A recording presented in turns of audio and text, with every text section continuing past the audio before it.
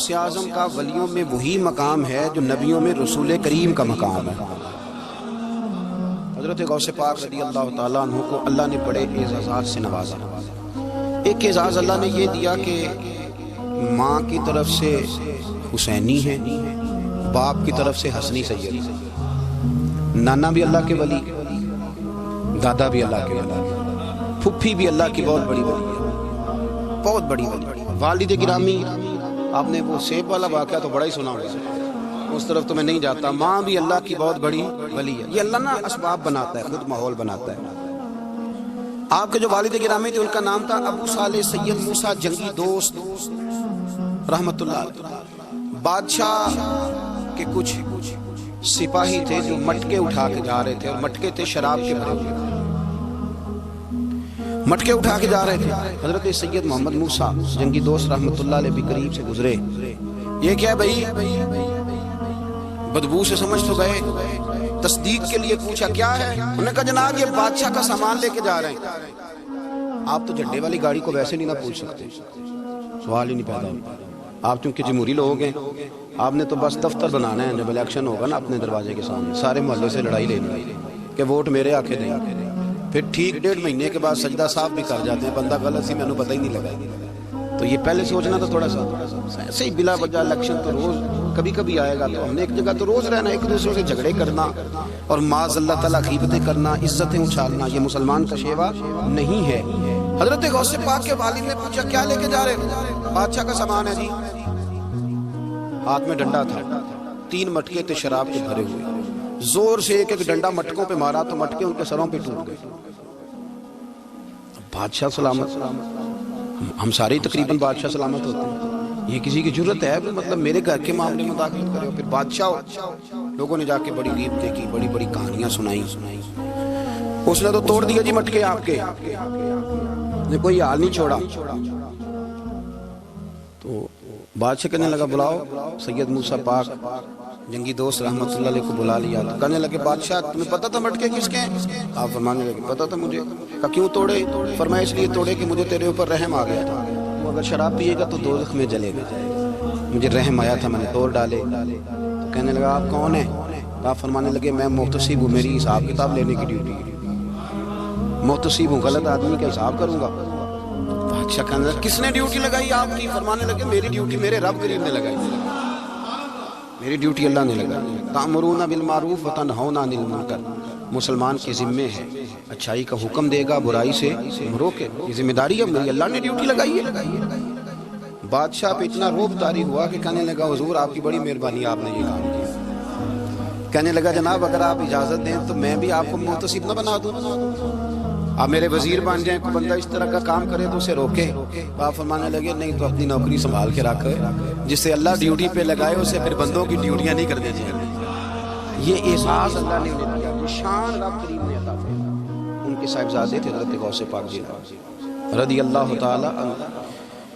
اللہ تعالیٰ نے جب کسی شخص سے کام لینا ہوتا ہے تو اللہ اس کے لیے اسباب بھی خود ہی پیدا کر دیتا ہے۔ علامہ اقبال اپنے استاد کی بڑی قدر کرتے تھے، شمس العلماء کی۔ تو ایک دن حضرت شمس العلماء سے کہنے لگے استاد جی آپ کی مہربانی سے پڑھ گیا ہوں۔ تو فرمانے لگے پتر تیری کلاس میں تو 250 لڑکا تھا، میری مہربانی تو سب پہ تھی، پر سارے تو اقبال نہیں نہ پڑھے۔ فرمانے لگے تیرے اندر بھی خوبی تھی، اس کی وجہ سے اللہ نے تجھے یہ اعزاز، کوئی تھی کوئی چیز تیرے اندر۔ اللہ تعالیٰ جب کسی بندے کو نوازتا ہے نا، بندہ بھی محنت کرتا ہے لیکن اس کی محنت سے زیادہ اللہ کے فضل کا دخل ہوتا ہے۔ تو بندے کئی دفعہ کہنے لگ جاتے ہیں بڑی مشقت کی، بڑی محنت کی، کچھ بھی نہیں ہوتا، زیادہ اللہ کے فضل کا انحصار ہوتا ہے، پر رب جیسے چاہتا ہے ویسے فیصلے۔ آپ فرماتے ہیں کہ میں چھوٹا سا تھا، والد انتقال کر گئے، والدہ تھی میری اور ہم 2 بھائی تھے۔ فرماتے ہیں بچے کھیلنے کے لیے نکلے تو میں بھی ان کے پیچھے کھیلنے نکل گیا۔ ایک بیل بچوں کے قابو آ گیا، بچوں کے قابو کو چیز آ جائے تو پھر وہ اس کا جو حال ہوتا ہے وہ تو ہمیں پتہ ہی، ہم سارے بچے رہ چکے ہیں۔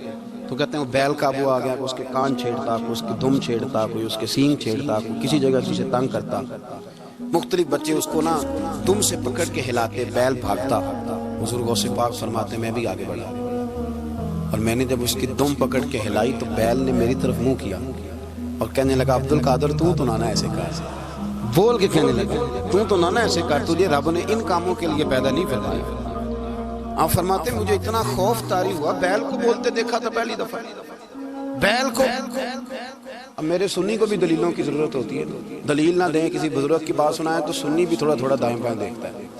یہ شور ایسا ہوا ہے، پروپیگنڈا ایسا ہے۔ میں حدیث پاک سنا دیتا ہوں، رسول کریم صلی اللہ تعالی علیہ وآلہ وسلم فرماتے ہیں ایک شخص نے بیل پہ سواری کرنی تھی۔ بیل سواری کے لیے نہیں پیدا کیا گیا، سواری کے لیے اونٹ ہیں، خچر ہیں، گھوڑے ہیں، گدھے ہیں، بیل کھیتی باڑی کے لیے۔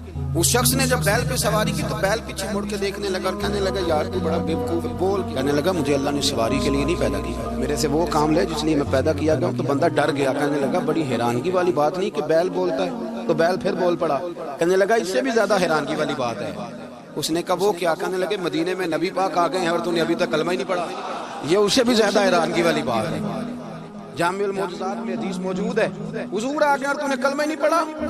وہ شخص کہتا ہے میں سر پٹ دوڑا، جب آ کے سامنے کھڑا ہوا تو حضور مسکرائے، فرمایا آج آپ پڑھ لے کلمہ، مجھے پتا ہے تجھے کس نے بھیجا ہے۔ اللہ والوں کی باتیں مان لیا کریں، میں بڑی ذمہ داری سے کہتا ہوں، رب کریم کے کوئی بندوں کی بات کتاب و سنت کے خلاف نہیں ہوتی، وہی تو کتاب و سنت آگے پہنچانے والے ہوتے ہیں۔ تو حضور غوث پاک فرماتے ہیں میں وہ ڈر کے گھر آیا، جب گھر پہنچا تو میرے کانوں میں آواز آ رہی تھی لبیک اللہم لبیک لبیک لا شریک لک لبیک۔ فرماتے ہیں میں چھت پہ چڑھا اور میں نے جیلان میں اپنی چھت پہ کھڑے ہو کے دیکھا، تم حج کے دن تھے، میری سیدھی نظر میدان عرفات پہ گئی، لوگ میدان عرفات میں بیٹھ کے لبیک لبیک پڑھ رہے تھے۔ پہلے میں وہاں سے ڈر کے آیا، پھر چھت سے ڈر کے نیچے اترا، ماں کو ساری بات بتائی تو کہتی ہے میری ماں کہنے لگی بیٹے جب تو پیدا ہونے والا تھا تو مجھے بڑی بشارت ملی۔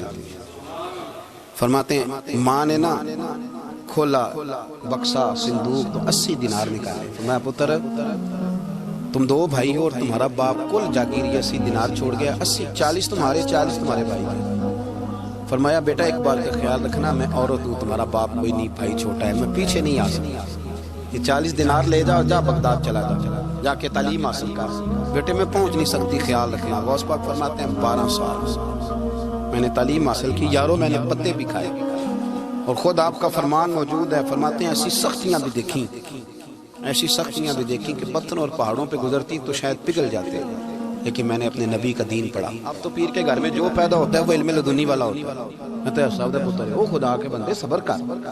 اگر غوث پاک حسنی حسینی سید ہو کے باقاعدہ پھٹی پہ بیٹھ کے پڑھتے ہیں، تو کس پیر کا مرید ہو گیا جسے علم ہی کوئی نہیں، جو جاہل آدمی ہے؟ یہ ضروری ہے، علوم دینیاں ضروری ہیں، اس کے بغیر کام نہیں چلتا۔ غوث پاک رضی اللہ تعالیٰ عنہ کی آپ پوری زندگی پڑھ کے دیکھ لیں، غوث پاک تمام اولیاء کے امام ہیں، ساری زندگی۔ غوث اعظم سے کسی نے پوچھا آپ نے سب سے زیادہ دین کا کام کس طرح کیا، تو فرماتے ہیں تقریر کے ذریعے۔ اب تقریر کرنے والا مولوی ہوتا ہے اور تویز دینے والا، سبحان اللہ۔ غوث پاک رضی اللہ تعالیٰ عنہ فرماتے ہیں میں نے دین کا سارا کام کس ذریعے سے کیا ہے، ہفتے میں 3 جلسے کرتے تھے اور 70 ہزار کا مجمع ہوتا ہے اور بغیر لاؤڈ سپیکر کے تقریریں ہوتی ہیں، اور فرماتے ہیں جیسی سمجھ پہلے بندے کو آتی تھی ویسی آخری والے کو آتی تھی۔ لوگوں نے کہا حضور یہ کرم کیسے ہوا؟ فرمانے لگے میں نے جب تعلیم حاصل کر لی تو بولنا آتا ہی نہیں تھا، تو میں بڑا پریشان، ایک دن سو گیا تو خواب میں رسول کریم کا دیدار نصیب ہوا۔ فرمایا تیری تو باز کیا کر، تیرے باز سے لوگوں کو فائدہ ہوگا۔ یا رسول اللہ میں اجمی بندہ ہوں، لوگوں کے سامنے کیسے بات کروں گا؟ تو حضور نے فرمایا منہ کھول نہ ذرا۔ کہتے میں نے منہ کھولا تو محبوب نے 7 دفعہ لعاب دہن ڈالا میرے منہ میں۔ آپ فرماتے ہیں پھر بولتا میں تھا، اثر کوئی اور پیدا کرتا۔